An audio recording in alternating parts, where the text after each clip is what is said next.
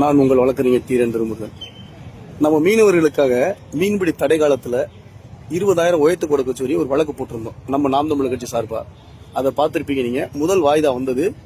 அப்போ முதல் வாய்தால என்ன சொன்னாங்கன்னா, தாவேக அரசு சார்பில் இது அரசினுடைய கொள்கை முடிவு, இது 200 கோடி ரூபா ஒதுக்கணும் அப்படின்னு சொல்லியிருந்தாங்க. அப்போ நம்ம ஆந்திரா, கோவா போன்ற மாநிலங்கள்ல மீன்பிடி தடை காலத்துல மீனவர்களுக்கு 20,000 பணம் கொடுக்குறான்னு சொன்னோன்னே அது கொள்கை முடிவு சார்ந்ததில்லைன்னு சொல்லி ஸ்டேட்டஸ் ரிப்போர்ட் கேட்டிருந்தாங்க மாண்புமிகு நீதியரசு.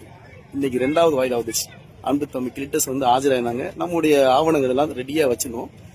உடனே மறுபடியும் 4 வாரம் டைம் கேட்டாங்க தாவேக அரசுடைய அரசு வழக்கறிஞர். மாண்புமிகு நீதியரசர்கள் கொடுக்கல.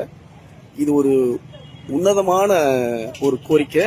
அதனால முதல்ல மனுதாரருக்கு உயர்நீதிமன்ற பாராட்டுகளை தெரிவித்துக் கொள்ளுது அப்படின்னு சொல்லிட்டு பக்கத்தில் இருக்கக்கூடிய மாநிலங்கள்ல குறிப்பா ஆந்திரால 20,000 அவங்க கொடுக்க ஆரம்பிச்சிட்டாங்க.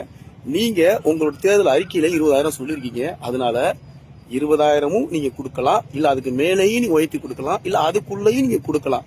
அது உங்க கொள்கை சார்ந்தது. அதனால உங்களுக்கு 4 வாரம் டைம் கிடையாது. இந்த இதுக்குள்ளே நீங்க ஒரு மீனவர்களுக்கான தொகையை நீங்க பிக்ஸ் பண்ணுங்க அப்படின்னு சொல்லி டைரக்டாவே ஆர்டர் போட்டாங்க மாண்புமிகு நீதியரசர்கள்.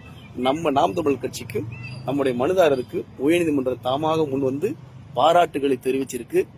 உயர்நீதிமன்றத்திற்கு கோடான கோடிகளை நன்றிகளை நாங்கள் தெரிவிச்சுக்கிறோம்.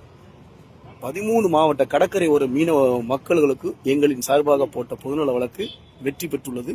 உங்களுக்கு 25,000 ஆகலாம், இல்ல 20,000 ஆகலாம். மீனவருடைய வாழ்வாதார பிரச்சனைக்கு மீன்பிடி தடை காலத்தில் நாம் தமிழர் கட்சி வெற்றி பெற்றுள்ளது. இதற்காக கடுமையாக உழைத்த எனது அன்பு இளவல்கள் தீரன், என்னுடைய ஆர்த்தி, என்னோட அன்பு தம்பி கிளிட்டஸ், அனைவருக்கும் நன்றி நன்றி நன்றி.